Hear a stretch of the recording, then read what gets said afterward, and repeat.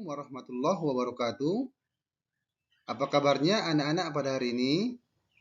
Sehat semua ya, harapan Bapak pun sehat semua ya, Alhamdulillah. Jadi jumpa lagi dengan Pak Arwin Sitompul dalam mata pelajaran Pendidikan Pancasila dan Kewarganegaraan kelas 7. Jadi materi kita pada hari ini adalah keberagaman suku, agama, ras, dan antar golongan dalam bingkai Bhinneka Tunggal Ika. Bab 4 yaitu submateri keberagaman dalam masyarakat Indonesia. Kira-kira anak-anakku semuanya sudah siap menerima pelajaran hari ini? Ayo kita mulai ya. Jadi tujuan pembelajaran kita pada hari ini adalah menjelaskan makna Bhinneka Tunggal Ika ya, menyimpulkan faktor penyebab keberagaman masyarakat Indonesia. Menganalisis keberagaman suku-suku, bangsa, dan budaya dalam masyarakat Indonesia ya. Menganalisis keberagaman suku, agama, ras, dan antar golongan dalam masyarakat Indonesia.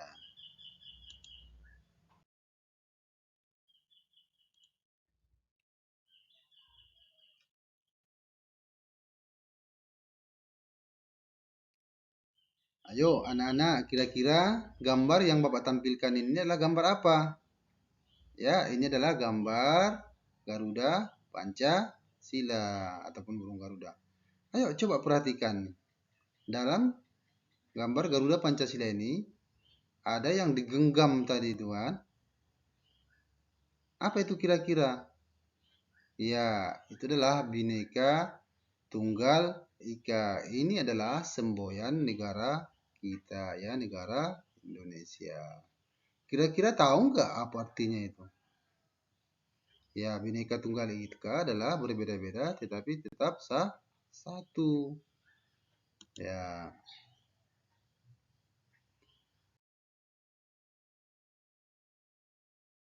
Ya, coba perhatikan gambar yang Bapak tampilkan ini. Bhinneka Tunggal Ika berbeda-beda tetapi tetap satu. Kira-kira di sini apa yang berbeda? Coba. Ya, benar ya. Yang di sini yang Bapak tampilkan ini yang berbeda adalah agama. Di sini ada agama Kristen, Islam, Hindu, dan ada Konghucu sama Buddha ya. Ini adalah bentuk keberagaman yang ada dalam Indonesia. Di sini juga Bapak tampilkan sebuah gambar betapa indahnya keberagaman ini. Mereka tersenyum lebar ya. Di sini ada keberagaman suku, yaitu suku ada sini suku Dayak, Melayu, ada suku Bali, ada suku Jawa, ada Betawi, dan lain-lain ya. Lanjut. Di sini Bapak tampilkan juga sebuah gambar yang menyatakan keberagaman, yaitu keberagaman apa kira-kira ini? Anak-anakku semuanya. Ya, benar ya, ini adalah keberagaman ras. Di sini ada ras Asiatik Mongoloid, Malayan Mongoloid, Melanesoid, ada Caucasoid ya. Ini macam-macam dari ras yang ada di dunia ini ya.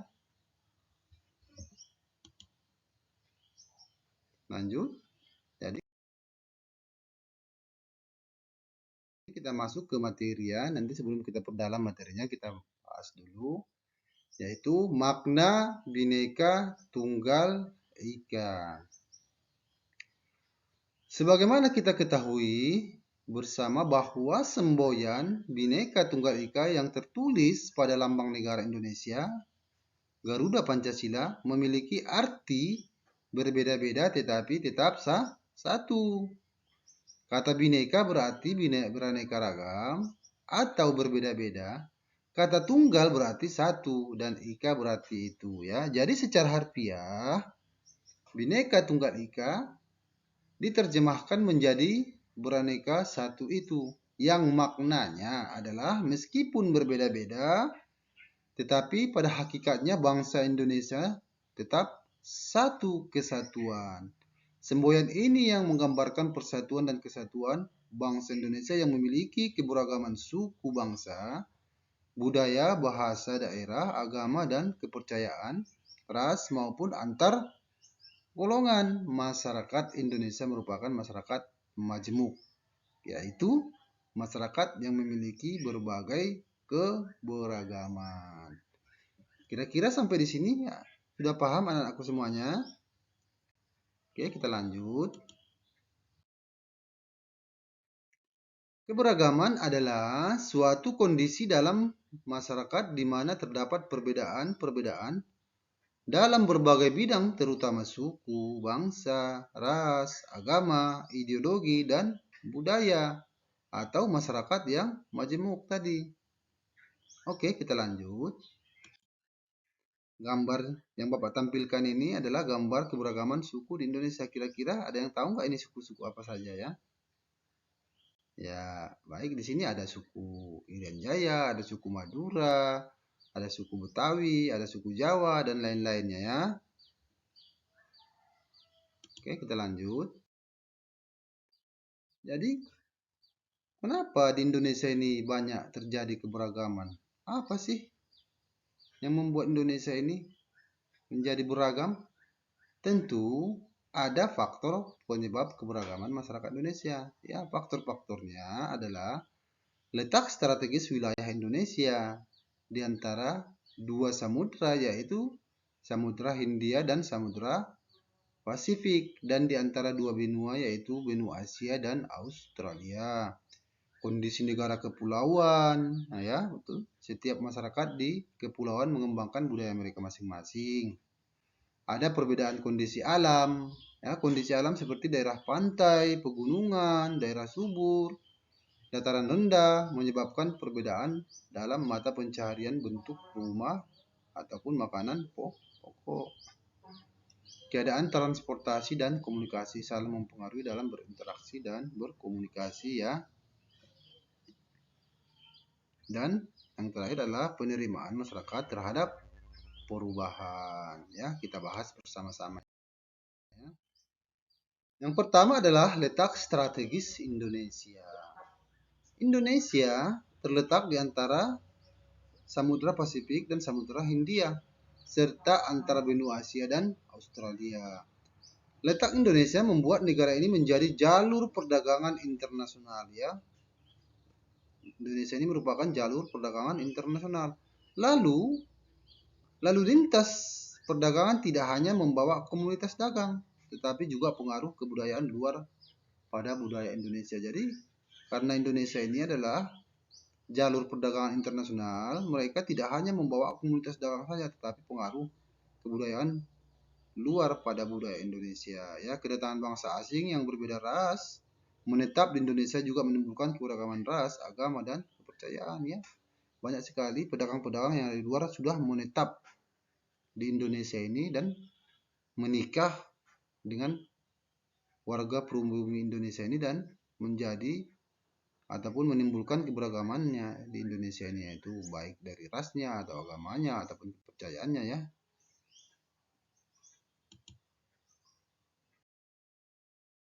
Dan faktor yang kedua adalah kondisi negara kepulauan. NKRI yang terdiri atas seribuan pulau terpisah menghambat hubungan antar masyarakat dari pulau yang berbeda-beda. Di satu sisi, masyarakat tiap pulau pun jadi mengembangkan budaya masing-masing sesuai tingkat kemajuan dan lingkungannya. Betul sekali. Karena Indonesia ini adalah beribu-ribu pulau yang dibatasi oleh lautan. Jadi, di satu sisi masyarakat di tiap pulau itu mengembangkan budayanya masing-masing sesuai dengan tingkat kemampuan dan lingkungannya. Itu termasuk adalah faktor penyebab keberagaman yang ada dalam masyarakat Indonesia ya, kondisi negara kepulauan. Kondisi ini bisa menimbulkan keberagaman suku, bangsa, bahasa, budaya, peran laki-laki dan perempuan, kepercayaan dan agama di Indonesia.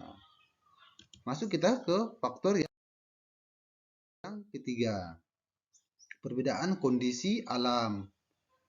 Kondisi alam yang berbeda seperti daerah pantai, pegunungan, daerah subur, padang rumput, dataran rendah, rawa, hingga laut mengakibatkan perbedaan masyarakat. Kondisi kekayaan alam tanaman yang dapat tumbuh hewan yang hidup di sekitarnya juga menjadi penyebab keberagaman masyarakat Indonesia. Ya, ini sudah jelas sekali. Contohnya yang paling jelas kita lihat adalah daerah pegunungan dan pantai. Kita kan sama-sama tahu kalau pantai itu adalah daerah yang panas. Kalau pegunungan itu biasanya daerah yang identik dengan dingin. Jadi cara berpakaian saja sudah nampak jelas berbeda. Contohnya kalau di daerah pegunungan kita memakai baju yang tipis, tentu kita di sana akan kedinginan.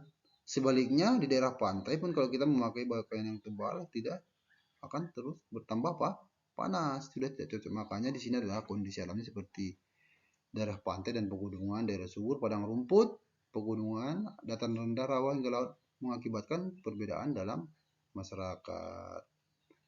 Ya, contohnya di sini masyarakat pantai punya bentuk rumah, ya betul ya, mata pencahariannya pun berbeda, ya kalau pantai sama pegunungan. Makanan pokoknya mungkin, pakaian, ya keseniannya hingga kebudayaan yang berbeda dengan masyarakat pegunungan, ya. Kira-kira bisa dipahami anak-anakku semuanya?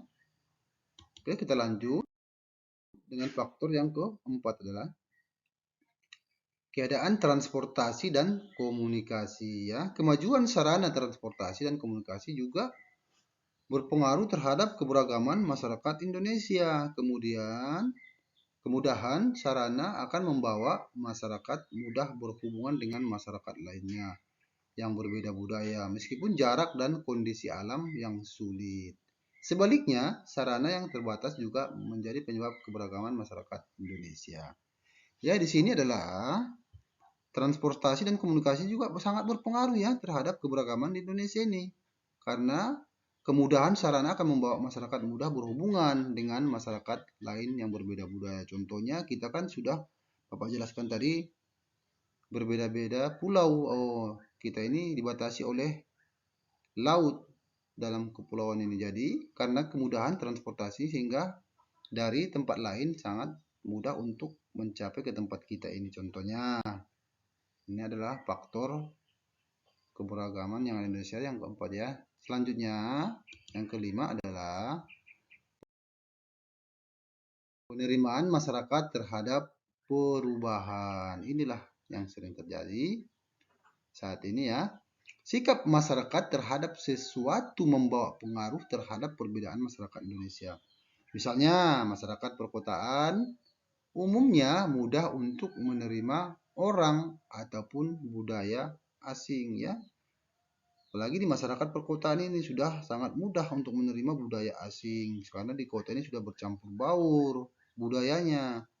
Ya, mungkin kalau di daerah pedesaan mungkin masih sedikit ya perbedaan-perbedaan budaya, tapi kalau di kota sudah bercampur baur semuanya. Jadi sehingga mereka sangat mudah untuk menerima budaya asing tersebut. Contohnya baik dari budaya dari Indonesia sendiri maupun dari budaya dari luar Indonesia.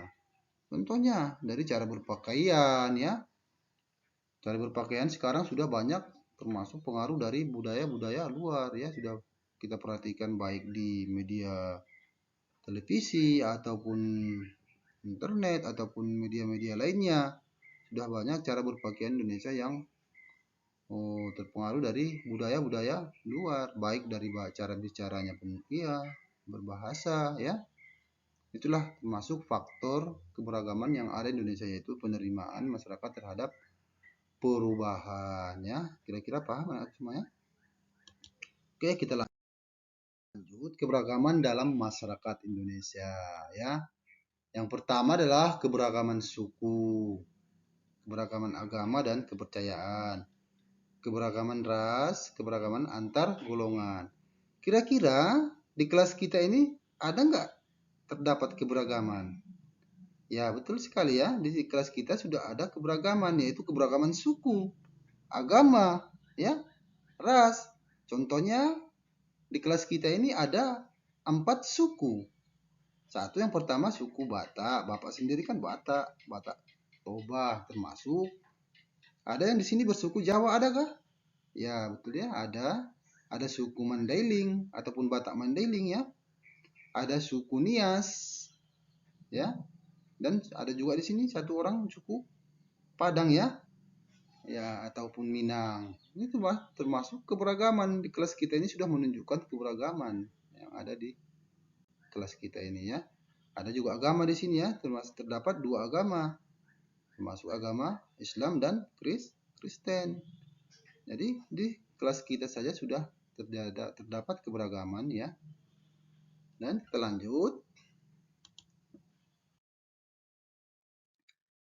Keberagaman suku. Suku bangsa sering juga disebut dengan etnik ya.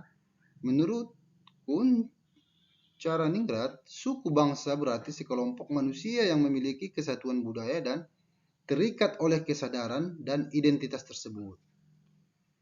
Kesadaran dan identitas biasanya dikuatkan oleh kesatuan bahasa.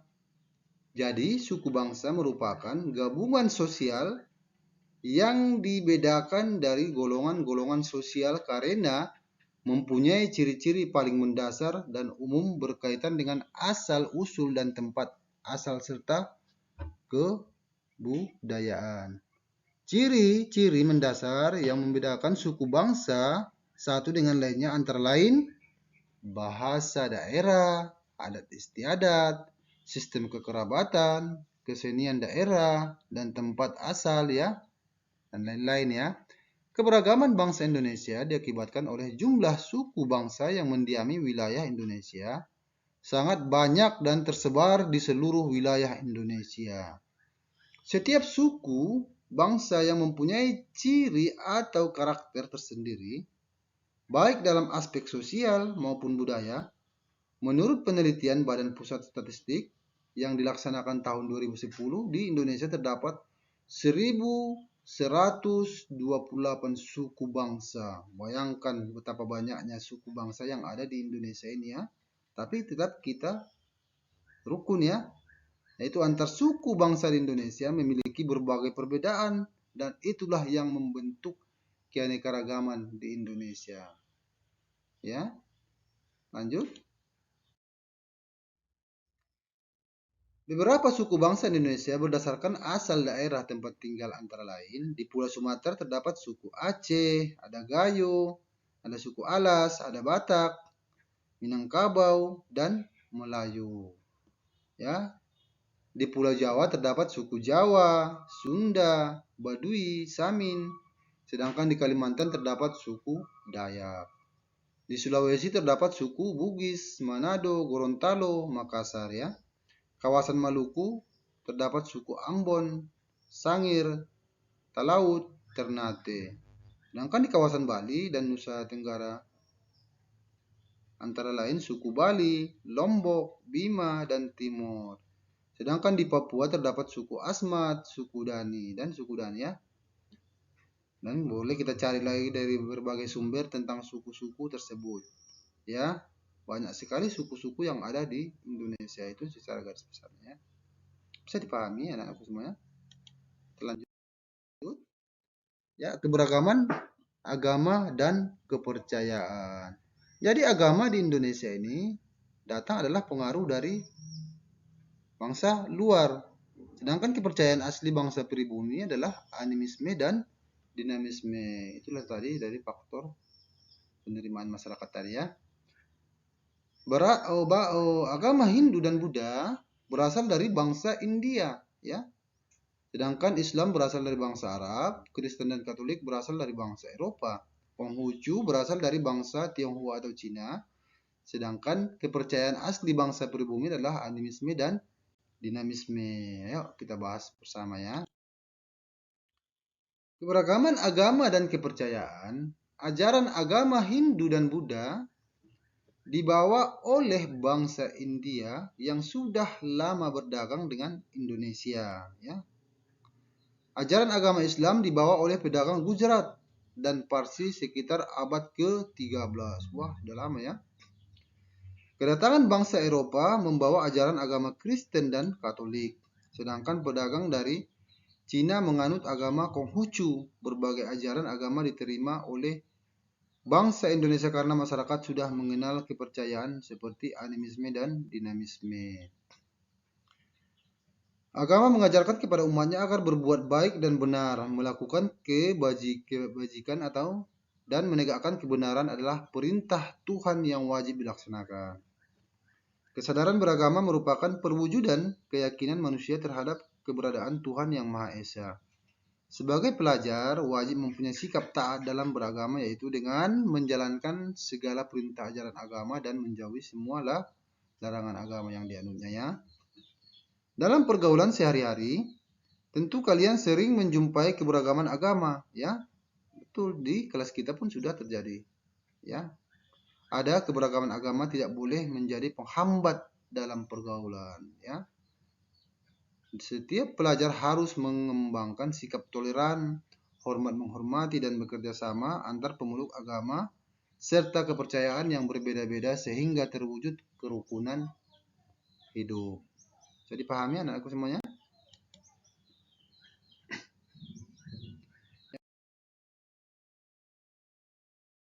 Jadi landasan hukum kebebasan beragama di Indonesia ada landasan hukumnya. Makanya dalam pasal 29 ayat 1, negara berdasarkan atas ketuhanan yang Maha Esa ya. Itu adalah hadapan Pancasila, sila pertama ya. Dan pasal 29 ayat 2, negara menjamin kemerdekaan tiap-tiap penduduk untuk memeluk agamanya masing-masing dan untuk beribadat menurut agama dan kepercayaannya itu. Makanya dalam kebebasan beragama ini sudah dilindungi diatur oleh undang-undang. Makanya kita harus saling toleran dan saling menghormati antar umat beragama. Ya, masuk kita ke beragaman ras. Ayo perhatikan gambar yang di atas. Di sini ada beberapa ras yang ada di dunia ini. Di sini yang pertama adalah ras Kaukasoid, Afrikoid, Mongoloid, Amerikan, dan Australoid ya. Jadi ras adalah golongan bangsa berdasarkan ciri-ciri fisik dan garis keturunan. Keberagaman ras ditandai dengan adanya perbedaan ciri-ciri fisik seperti warna kulit, warna dan bentuk rambut, bentuk muka, ukuran badan, bentuk warna mata, serta ciri-ciri fisik lainnya ya. Jadi pada gambar itu pun sudah nampak perbedaan ciri-ciri fisiknya. Ada yang hitam, ada yang putih, ada yang keriting ya. Jadi beberapa ras yang ada dalam masyarakat Indonesia antara lain ras Mangalayan Mongoloid yang ada di Sumatera, Jawa, Bali, Nusa Tenggara Barat, dan Kalimantan dan Sulawesi.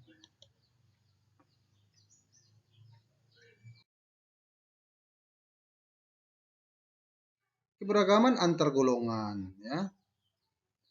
Struktur masyarakat Indonesia ditandai dengan dua ciri yakni secara horizontal dan vertikal.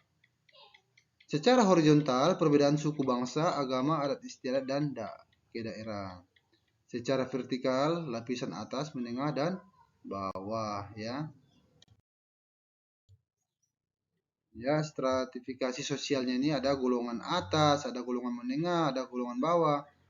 Orang-orang kaya, pengusaha, dan penguasa ini termasuk golongan atas dari stratifikasi sosialnya ya. Ada golongan menengah, pegawai kantor, petani, pemilik lahan, dan pedagang.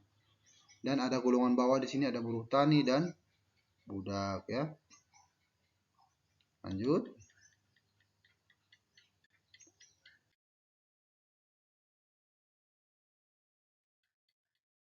Jadi di sini ada juga dampak positifnya dan negatif keberagaman ya. Di sini dampak positifnya terciptanya sikap saling menghormati ya. Keberagaman adalah kekayaan dan kekuatan Indonesia yang harus dijaga.